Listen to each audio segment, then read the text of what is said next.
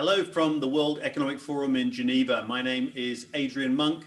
Delighted to welcome you to this launch briefing for a new book from the Forum, COVID-19, The Great Reset. I'm joined here in our studios in Geneva by the authors, Thierry Malloret, a former Forum colleague, and by Professor Klaus Schwab, who is the founder and executive chairman of the World Economic Forum, and also by my colleague Sadia Zahidi, who leads the economic and societal work here in Geneva. Before we hear from each of them, I want to turn over a couple of rules of housekeeping for the briefing. If you have questions, please use the Q&A function on Zoom, and we'll try and move your question up. We'd love to hear from you in person. So if we work with our team behind the scenes, we can make sure that you can put your question live. If you have already put a question in, we'll turn to you very shortly. In the meantime, I want to start the briefing by hearing from Klaus. And Klaus, perhaps you can introduce the book, its themes, and tell us what the objectives are for the Great Reset. Welcome, everybody, and thank you, Adrian. Let's first look at the impact COVID-19 probably has. We don't know yet the final outcome of this pandemic. So there's a lot of uncertainty, but we know already that it will have a changing effect, changing on economies, societies. It's not just to be compared with the economic crisis which we had to pass through 10 years ago. The effect will be much similar to World War, and actually all countries in the world are affected. So if we look at the impact, of course, we first see the impact on global economic growth. Even in the most optimistic estimates of the IMF and OECD, we will be back to the output level of the end of 19 only at the, in the best case, only at the end of 21. So look at the debt which we are loading on our shoulders. The world was already indebted at an amount of over 300% of GDP. Now the rescue programs of the governments represent another $10 trillion, which will be added to our debt load and will have to be in some way be repaid by future generations. I'm also, of course, looking at the unemployment, which and the impact on livelihoods.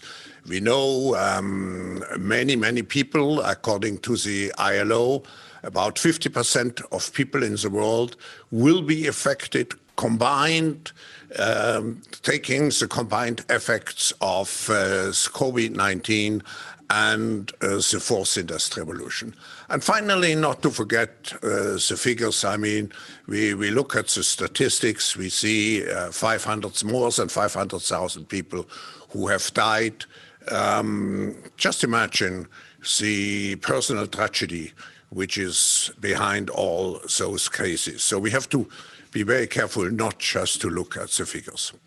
Now, when we look at COVID, I think we should distinguish between three phases. We have the three R's: restrain, which means to fight the virus, the hot phase. Most countries are in today. Then we have recover, to go back to a kind of new normal.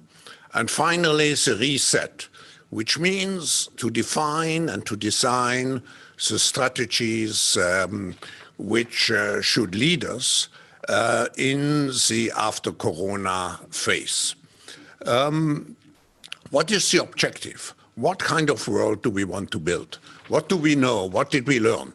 I think the world which we want to create with the Great Reset has to be much more resilient.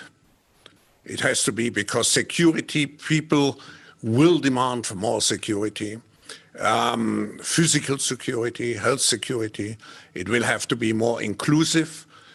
We had already a big gap before the crisis started. This gap will be tremendously increased. So if we want to avoid some kind of social revolutions, and we have seen the signs of anger on the streets already the last weeks.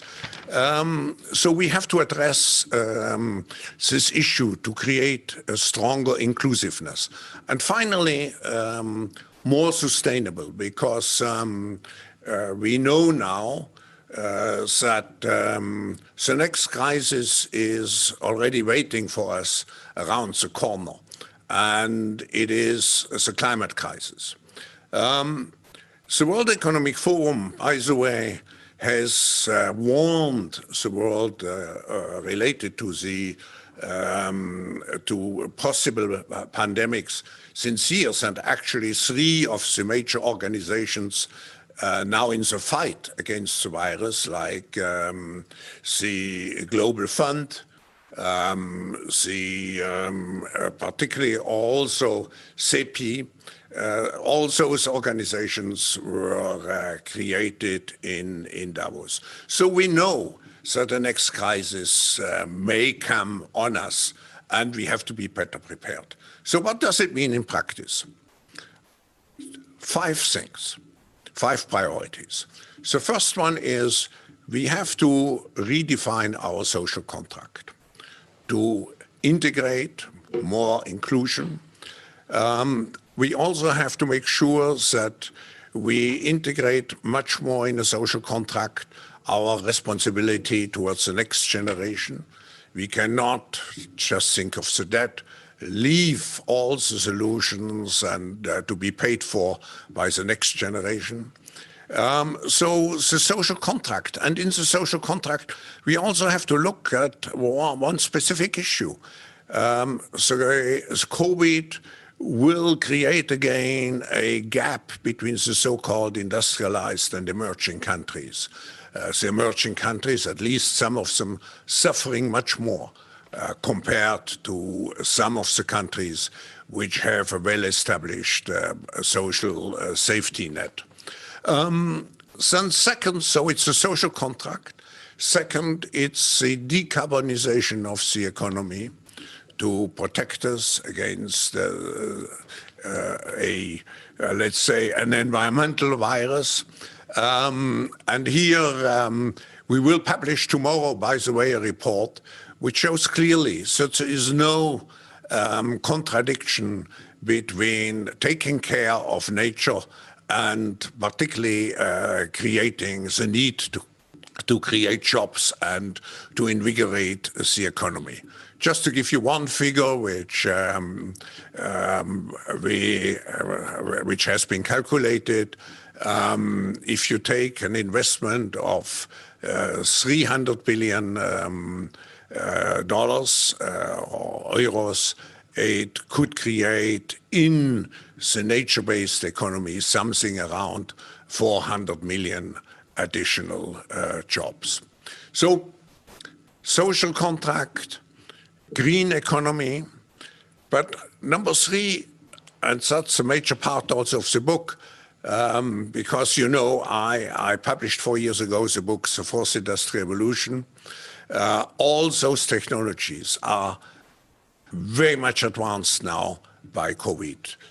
Everything will be digitalized, which can be digitalized.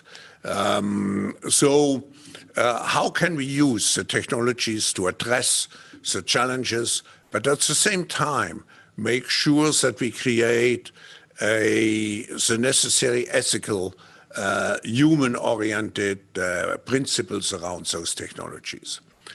So finally, what is the role of companies in this new post-COVID era?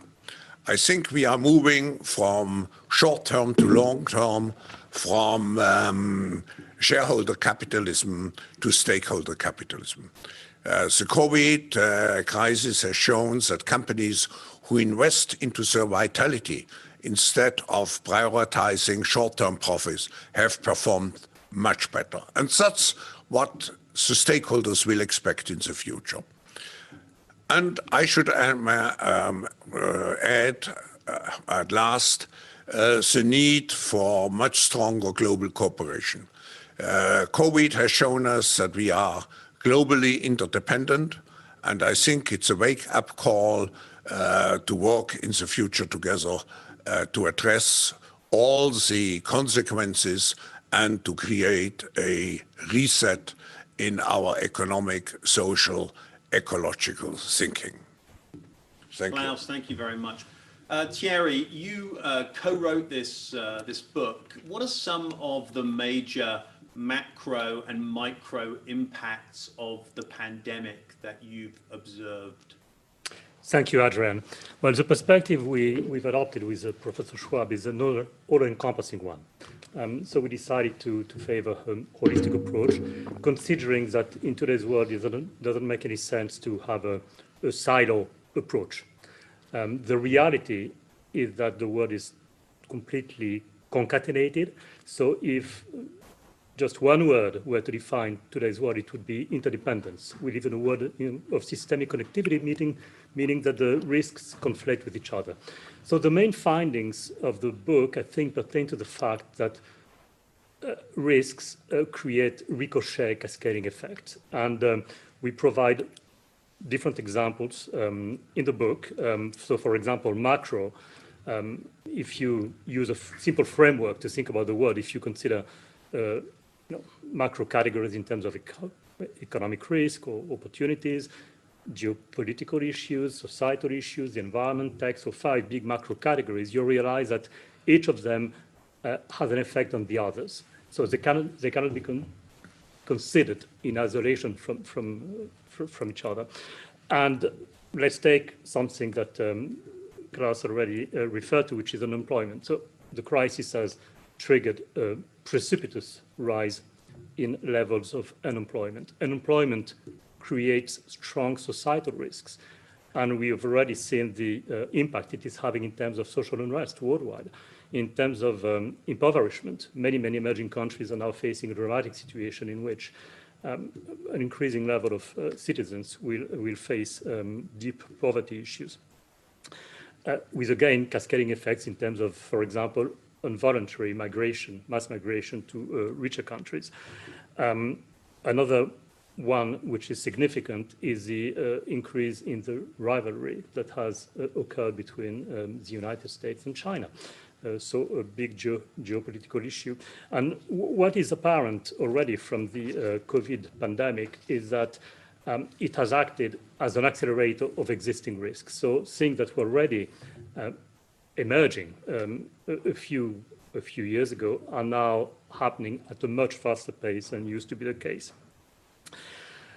The environment, surprisingly, might be one of the big winners from the pandemic, from the reasons that Professor Schwab just mentioned.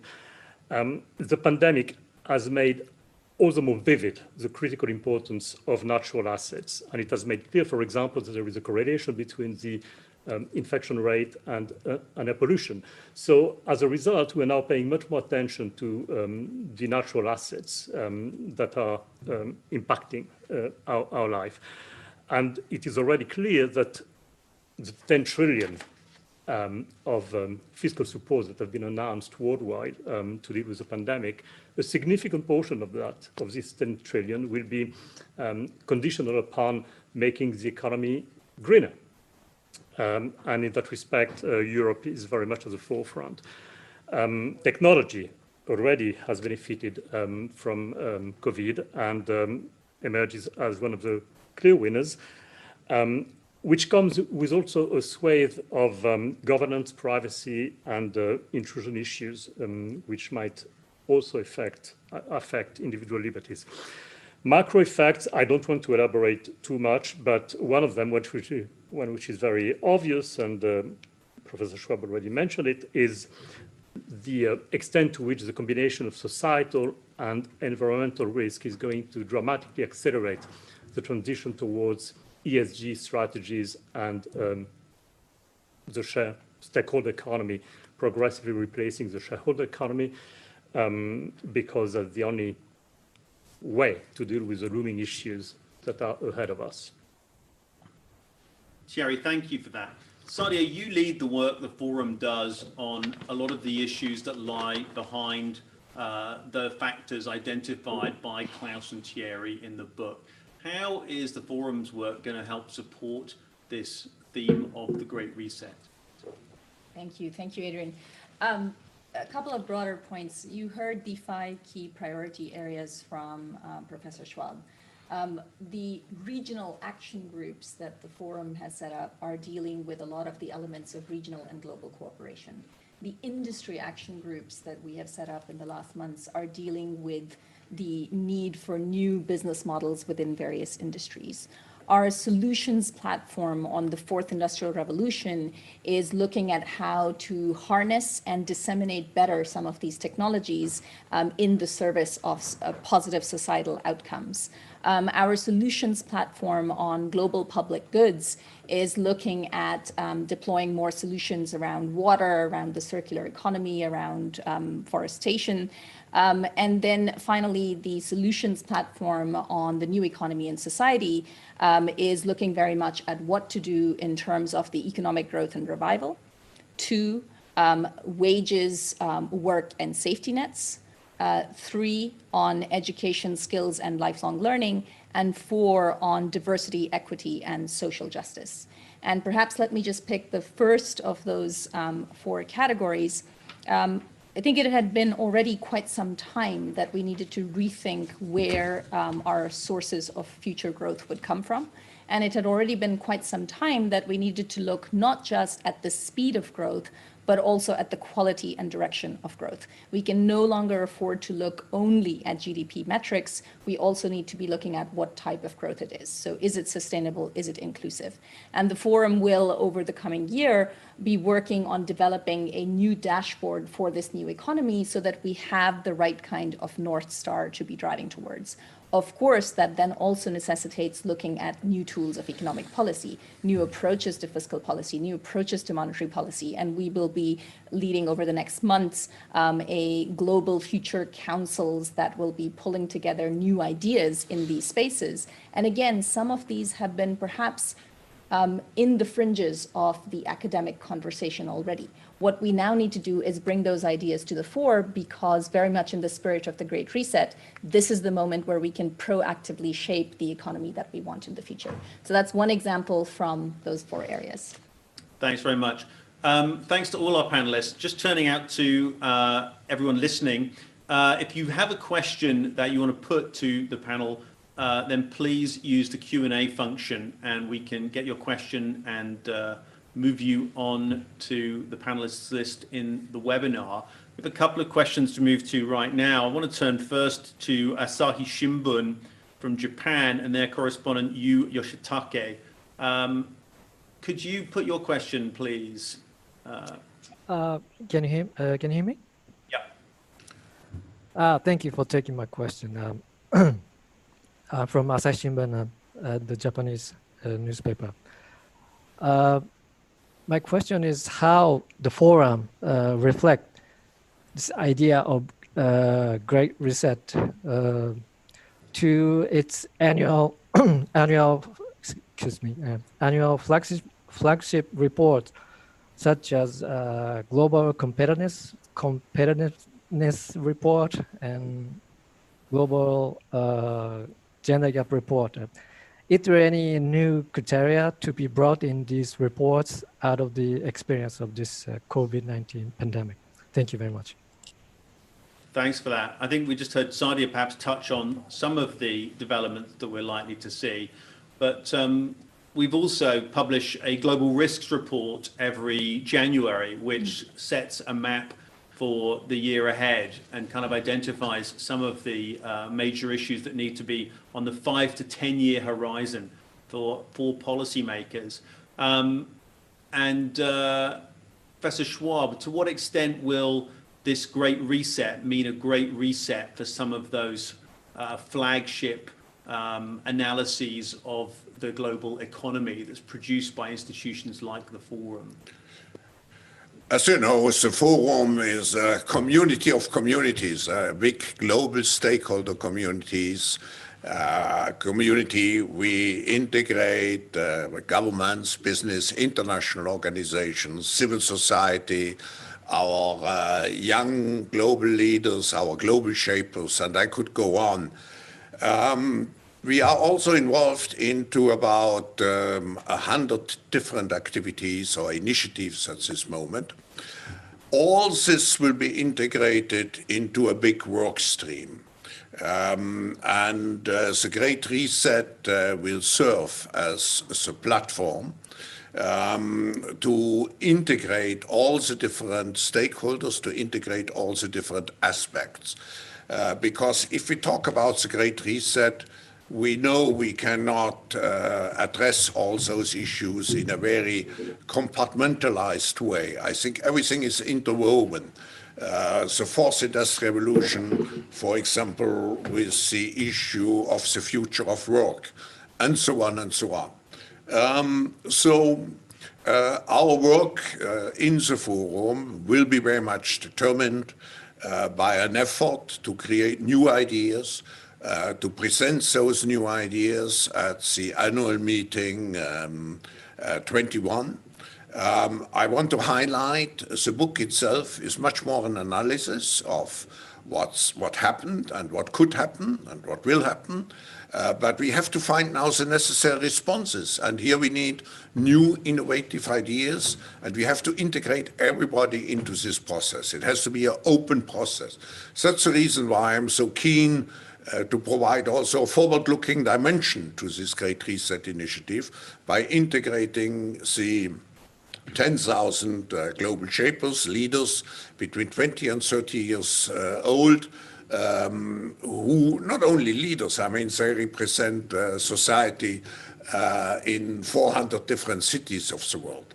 So definitively, to be now precise in the response to your question, definitively the Global Competitiveness Report, the Gender Parity Report will be influenced by the other work and by our considerations related to the Great Reset initiative. Thank you. And Sadi, you touched on a couple of the changes that will take place in some of the ways we evaluate economies because of this pandemic. Is there scope for a bigger reset of the metrics that organizations like the Forum use when we come to judge economies and performance? Yeah, I mean, you mentioned the Global Risk Report, the competitiveness work, the gender gap work. There's also another key piece that's coming out later this year, which is our Future of Jobs report, another incredibly critical issue. And I think there are two elements. One is, what do the metrics and the data tell us about the current state of those issues? But the second is, where should we actually be setting those priorities? We can get a very good global landscape of what is happening, for example, to jobs across various economies and industries. But then where should the focus lie? And so the next stage from something like a benchmarking report on the future of jobs, the next stage is then to focus on what kind of reskilling and upskilling initiatives are needed, what kind of new social safety nets are needed to help workers through this transition, what kind of outlooks we can project in terms of where new jobs will come from. This cannot just be a zero-sum game that examines the jobs of today. It also has to take a focus onto what may be happening in the future. The care jobs, the health jobs, the education jobs, the nature economy jobs, the circular economy jobs, where we can find the next set of priorities. So I think similar to what I've just laid out on the future of jobs, similar to that when it comes to competitiveness, there are 12 pillars of competitiveness that we have been examining consistently over time. Those 12 pillars still remain incredibly important, but where the priorities lie in the future, having more a focus on innovation and developing new frontier markets, looking at where the future sources of jobs will come from, looking at new possibilities in terms of taxation, developing greater capacity for future foresight within governments. Those will be some of the areas of future focus, although overall, those 12 pillars will remain important. Thanks, Fan. Thierry, when you were researching and writing the book, were there metrics that you felt were missing that would really help illuminate the path ahead? Maybe data sets and things that we should be measuring that you really felt that the world was kind of in need of? Well, Sadi already alluded to some of them. I will mention an extra one which emerged with strengths while writing the book: well-being. Well-being is now being used as a policy measure, as a policy tool in many countries around the world. And surprisingly, I mean, no, not surprisingly, and it's highly correlated with women in power. New Zealand comes first and foremost to mind because of the well-being budget put into place by the Prime Minister. But many countries led by women are indeed taking well-being indicators into consideration, and more countries around the world. Thanks for that. I want to turn, if I can, to Vienna and to editor of the Wiener Zeitung, Thomas Seifert. Thomas, can we get a question from you, please? Yes, thank you very much for having me, and thanks for putting us together in a virtual room at least. Professor Schwab, you have already brought it up that you expect a greater focus of political and economic elites on the biggest threat to humanity, as you said, even bigger than COVID, namely climate change. And also, Thierry, you have also mentioned that. So where do you think will the dynamics for tackling this issue come from? Will there be a push from governments, carbon tax comes to mind, or do you think that it will come from the private sector? You have mentioned already keywords like sustainability, resilience, circular economy, just to mention a few keywords. And my second question is, there is not only the COVID crisis, but there is also, you can maybe see an ideological shift following the deepest recession or the Great Depression 2.0, call it what you will. And you mentioned that there is a change in perception of the role of the state in the book that I saw as one of the chapters, and also the change in perception of the consequence of social inequality, a topic that the forum brought up since several years. So I'm wondering, what do you think about this change in political ideas and ideologies? Thank you very much. Thanks for that, Klaus. Yes, thank you very much for this question. Let me start with the second one. When we look at the tremendous challenge which we have in creating this great reset, I think all stakeholders of global society are challenged. What we have seen was a kind of, how shall I say, dominance of business in global affairs in the last, at least in the last 2 decades. Now this is balancing out. We have the return of government, government even taking participation in government, in companies, in any case attaching conditions at safeguarding measures. So what does it mean for us and for our approach? I think we will succeed only if it's a completely open platform. It cannot be governments alone, it cannot be business alone. If you look at the issue of environment, even if you look at the issue of creation of vaccines or remedies and so on, it's always a cooperation between governments, business, and I think it has to be supported by the great public, by civil society. For us, very important is to have a forward-looking voice, because if you take the median age of the global population, which is below 30 years old, here we talk about long-term perspectives, and we have to engage the young generation. And also not only the enthusiasm and the support, but also the ideas of the young generation. For this reason, by the way, following up also in the framework of our cooperation with UN, the Forum has created a digital platform which is called Uplink. And this is a platform aiming at integrating the young generation entrepreneurial ideas behind the 17 different SDGs. So what are innovative ideas of the young generation related to global warming and all the other, let's say, global challenges which we have? Related to your first question, Yes, I already integrated it into my answer. It's necessary to have a very open approach. This cannot be a response of elites to concerns of the great public. I think we are at a rupture point where we have to make sure that we have a comprehensive, all-inclusive approach. Otherwise, we will just be confronted with a climate of social unrest and possibly revolts on the streets or revolts from the next generation.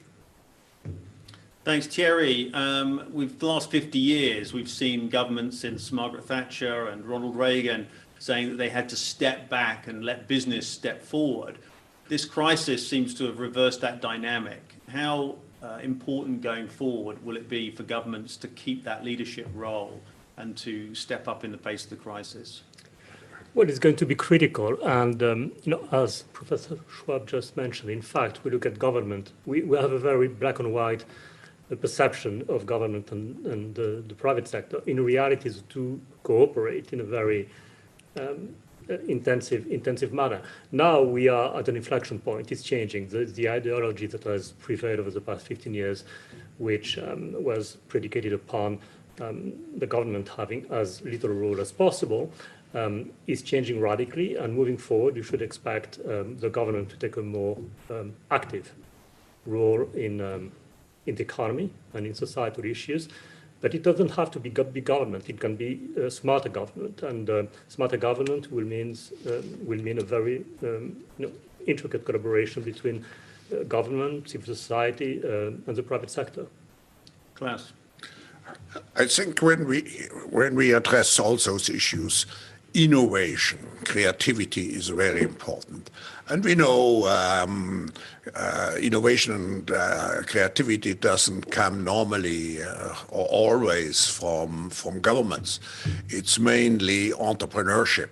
So we should not underestimate the role of entrepreneurship in addressing all those issues. So on the one hand, we have to create probably or certainly more social safety nets. The government is very much challenged. We may have to look at our fiscal systems, but we always have to keep in mind not to restrict the entrepreneurial spirit of business. So it's a fine balance between the two.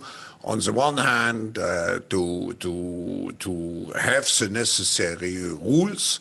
On the other hand, to ensure that the economy is thriving based on entrepreneurship and based on markets. Thanks for that.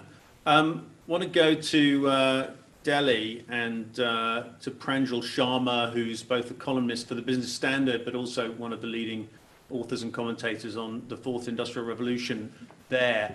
Pranjal, your question. Thank you, Adrian. I'd also like to congratulate Professor Schwab and Thierry, because I read some of the chapters of the book in advance, and I'm going to be reviewing it. But my main question is, Professor Schwab, you've always been arguing for preparing and shaping the Fourth Industrial Revolution. But if COVID is accelerating everything, how do we accelerate the preparation? Because I don't think our systems, industries, and policymakers had yet come to grips with the Fourth Industrial Revolution even before COVID. But now it seems like a crisis. While there are, of course, positives, but I think the ability to cope with this accelerated change is limited. If we look at the present situation, we have actually three interrelated situations. First, we have the impact of COVID. Second, we should not forget that after a long period of economic growth, we were entering a period of, I wouldn't say recession, but of reduced economic growth, just taking the economic cycles.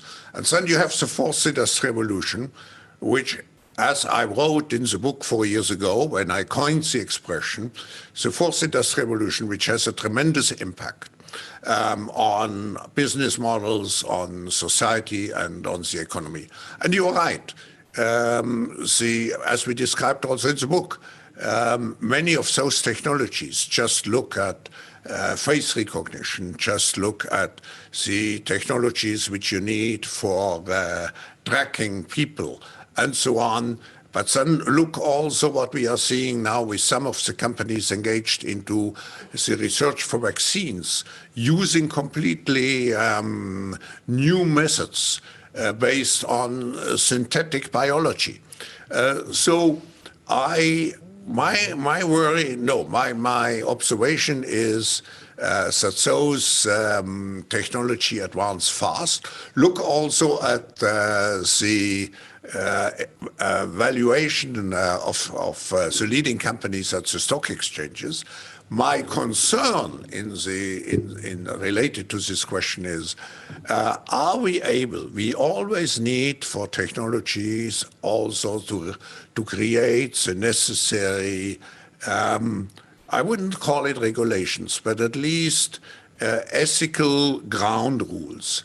How can we use those technologies that they are used for the benefit of humankind, and not just for the benefit for one application or one specific companies? You see it in the whole discussion related to some of the leading companies, how to find the balance between, let's say, responsible behavior on the one hand and applying the technology fully. So this is something which the Forum is already, with this network of Centers for Fourth Industrial Revolution, looking at how can we promote those technologies to provide solutions. We have been very active, also actively involved in the whole question of vaccines. How can we promote those technologies, but on the other hand, make sure that those technologies are not used at the detriment of humankind? Great stuff. I want to turn to Malaysia in a moment and to Kamarul Haron from Astro Awani. Before I do, I just want to check if Kamarul can hear us. And if he's just setting up his microphone, then we will just briefly turn to Sadia Zahidi on that point about the fourth industrial revolution that Pranjal made on preparedness. How is the preparedness that we've seen for that technology impact, how is that translating into action or inaction in respect of COVID-19 and the response we've seen there? Sure. Let me try to give you maybe a practical example of the type of work we've been doing over the last couple of years and how that evolved in the current moment. So we had set up what we call Closing the Skills Gap accelerators with 10 countries that were piloting with us the response to the fourth industrial revolution in terms of reskilling and upskilling. With the pandemic, with the lockdown, and with the massive impact that it has had on jobs within those economies, we actually pivoted very quickly and how do we deploy the fourth industrial revolution technologies to actually give people better skills? And so we were able to bring in a number of online learning and training platforms to work with those governments to actually deploy very rapidly the skills that their workforce needed. Second, work on rapid redeployment. People may be furloughed in one industry or in one particular company, but those very same skills are needed in other high demand parts of the economy, whether that's in healthcare or logistics. So very quickly help them with rapid redeployment. And third, work with them very quickly on the data that is required to focus on future jobs. And again, deploying fourth industrial revolution technologies to understand where those future jobs will come from. So that's sort of one practical example where we were able to work with various economies to actually support them in their workforce challenges. And Thierry, you've obviously followed the work on the fourth industrial revolution very closely over the past few years, both as someone on the outside and someone who follows economic trends very comprehensively. To what extent has preparedness for the fourth industrial revolution translated into action or inaction in respect of this pandemic? Have we seen people, because of advances like the ones Klaus has been talking about, because of the ones that Sadi's been talking about, in a better position now to develop some of the tools we need to face the crisis? Or have we not taken advantage of the kind of warning that we've heard from people like Klaus to get our acts together in the last few years? Well, what has been staggering with tech is celerity of the response. And so in terms of preparedness, what has been made very, very clear about the pandemic is the rapidity with which the tech industry is capable of reacting to a particular situation. And now the issue is more an issue of governance, how the progress is going to be managed from a policy perspective, than an ability from the industry itself to act with celerity. Thanks for that. Just trying to see now if we've got communications with Kamarul in Malaysia from Astro Awani. I can see you, Kamarul. I don't know if we can hear you. Do you want to just try and say something to us? No, I think we've gone to a freeze frame on Kamarul's feed. We'll try and come back to him a little later on. Just going forward, we're going to continue to see fallout from this crisis and some of the structural changes that it brings about, for better and worse. What are the principal positive structural changes that you expect to see? We've talked a lot about the potential risks and the damage. What are some of the positive structural changes you think will come out of this crisis, Klaus? I think for me, it's the final transition from short-term thinking to more long-term thinking, and from shareholder capitalism to stakeholder capitalism. I think it's also the transition, as it has been mentioned, from looking at material improvement of life to a more generalized concept of well-being, translated on a corporate level into ESG measurement, environmental, social, and good governance criteria.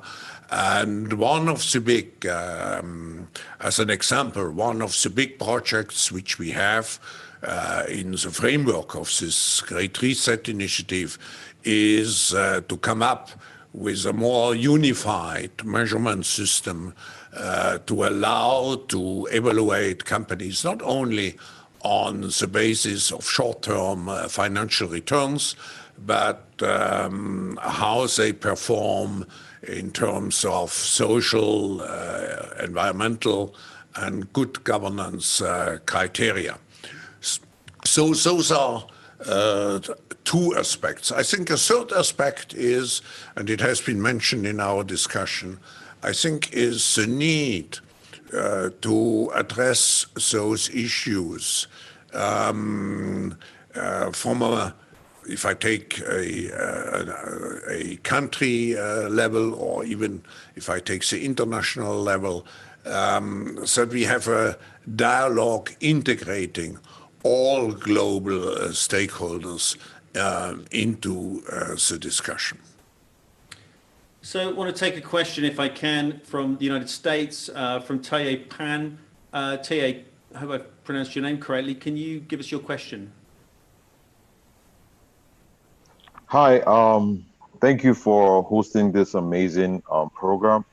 The times are really crazy, and this is the new normal, and it's hard to navigate. But my question is, looking at the educational sector, you know, what is the future of education post-COVID-19? And looking at Africa, to be precise, how does Africa play into the future of education post-COVID-19, especially considering the fact that Africa lacks the kind of infrastructure to support online schooling, like the challenge of internet, the challenge of electricity and power supply in Africa, and even the challenge of the kind of crisis we're talking about, like terrorism in countries like Nigeria, the Lake Chad Basin, and all of that. How does this play into the future of education in developed countries, developing countries post-COVID-19? Thanks so much for that question. I think one of the biggest impacts that we've seen societally is the impact on children and young people, and the fact that they've been denied the opportunity to be in face-to-face education with their peers and teachers. Klaus, Thierry, how do you see that impact translated into what Taye said is one of the most challenged continents in terms of infrastructure, in terms of electricity, in terms of abilities? You've talked both about the problems and the opportunities. On the one hand, there's a huge opportunity presented by the online provision of learning, but somewhere where there's no intranet, where there's no electricity, this is also presenting huge problems. Yeah, we talk here about, let's say, the delivery and the delivery system. And the two pillars for, let's say, economic policies in the future, or two key pillars, have to be to create the necessary digital infrastructure. And of course, what I said before, the decarbonization of the economy. Those are the two, the green economy and the digital economy. We certainly, and we also are involved since many years in how we can help particularly African countries to deploy the necessary digital infrastructure. I think there are some countries with which we work together very closely or have worked together. But coming back to the essence of your question, I feel that the industry, if I make use of the word industry, most changing in the coming years is education. And I would see it, provided we solve the infrastructure question, I would see it not just as a threat, I would see it as a great opportunity. I think we have seen the combination of let's say, education as we are used to, and digital education is probably the best way to prepare people for the requirements of life, but it's also lifelong education.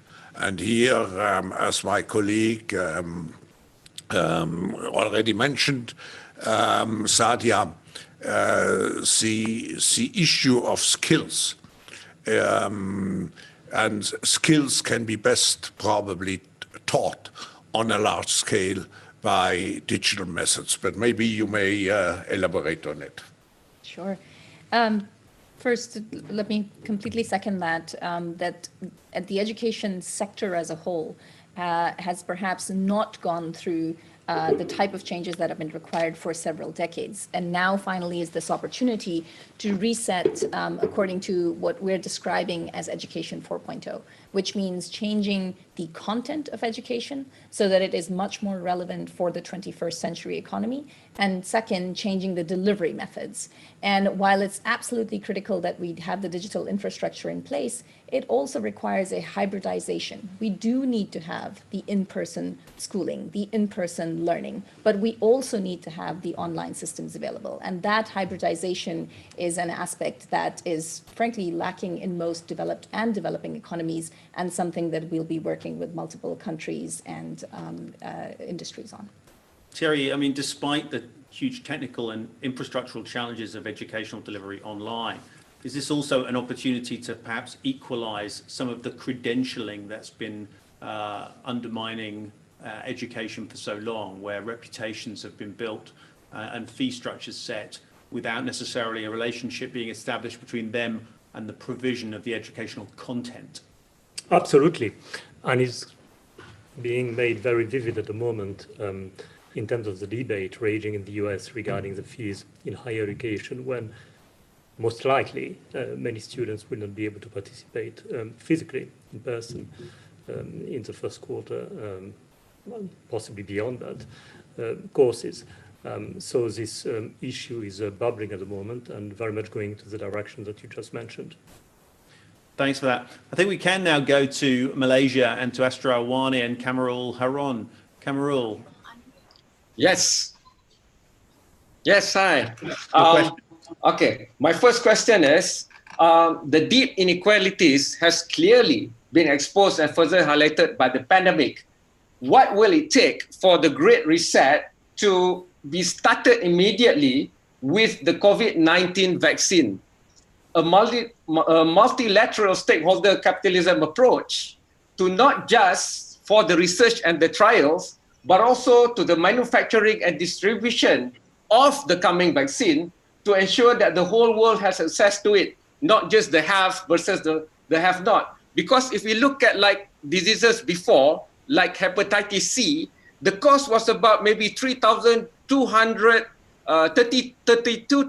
US dollars for a developing nation like Malaysia for a whole regime of treatment, when now with generic drugs, that can be done with only about 200 US dollars. Second question is very simple. It's about politics. We have seen during the pandemic handling that politicians refuse to listen to science from the developed nation right down to developing nation. So that was a great end to Great Reset. Yeah. Kamarul, I'll try and put those points to Klaus. I think I've got a written version of what you wanted to say there. In the first case, Klaus, obviously vaccine distribution is going to be a huge test if we get a vaccine of that Great Reset philosophy, because we're going to see if it really comes to pass that it's distributed equally and fairly around the world, or if it goes into the hands of those best resourced and wealthiest. So how do we make sure, and what can we do to encourage the kind of cooperation needed to make sure that globally the people who need this vaccine the most get it? And also, how do we strengthen what seems to be a broken relationship between politics and science at the moment? I cannot give you a guarantee that egoism will not prevail at the end. I think when you are faced with a crisis, the natural tendency is to put you first. And that's what we are witnessing certainly in the world today.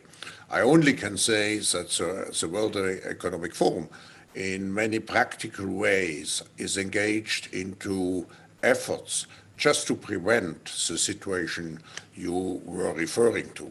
And I would say, being quite involved in those discussions, it's even aggravated by the question about the vaccine itself. We don't know yet, for example, is one dose sufficient? Do you need 2 doses? In what interval? Do you have even to be vaccinated every year? Because the antibodies may not sustain for a long time. So it's a big unknown. And I just can assure you, we will try. I mean, that's our role to look at the solutions in the best global interest. And I think the best global interest is not to increase the divide between the haves and the haves not, between those countries which are industrialized and those which are lagging behind. But let me make one remark here. I think if we look at the location of the production facilities for vaccines, they are very much not in the industrialized countries. They are in, if I'm not mistaken, they are in your country, in Malaysia. They are in India particularly, and so on. So this is really a test case where for the capability of global cooperation. And one of the second points touched upon, Thierry, by Kamarul there, was the relationship between politics and science. And in a sense, that relationship perhaps is the politicians siding with some of the popular opinion that doesn't seem to want to listen to some of the science that's going on out there. How does that relationship get rebalanced? How do we restore the trust between the public, the politicians, and the scientists? Well, it's an exceedingly difficult question. I don't know how you do it, but what is apparent already is that the greatest winner of the COVID pandemic is expertise. When you pay attention to what has made some countries very successful at dealing with the pandemic or less successful, it's the first and foremost the capability of the national leaders to rely upon the opinion of experts. So expertise is back. And this is also, by the way, the reason why the environmental issues have come to the forefront, and there is more sensitivity being paid to natural assets, the environment, climate change, etc. So expertise is back. Klaus? No, nothing to add at the moment. We've got about 4 minutes left on this briefing. I want to see if we can turn over to Farah Akili at the University of Florida. Farah, have we got you on the line? Hi, hello. Thank you all for this talk. I really enjoyed it. My question to all of you would be, being an urban planner, what do you think our cities would look like, let's say 10 years, 20 years from now? What should be our main focus, knowing this shift in paradigm, thinking about sustainability and resiliency nowadays? My second question, if I may ask, how do you think the response to refugees and refugee issues should be going forward as well? Thanks for that. We don't have a lot of time left on our call, but I'll call on each of our panelists if I can for a very quick answer to those questions. And Klaus, I mean, cities famously are vertical, and perhaps this pandemic means they'll be more horizontal. What do you think the impact will be on the way we manage urban life going forward? We don't know yet, but we can assume that there will be a de-urbanization, and people will have some kind of a tendency to prefer a rural environment again, more to the, let's say, accumulation of people. As far as the refugees are concerned, I think here we are mainly in a situation of restraint. We have to make sure that, particularly, that's one of the big worries, the refugee camps, we do not have too many infections, because with the accumulation of people, this would be really a major human disaster. Let me just, since we are coming at the end, let me just conclude by saying we are at a turning point of humankind.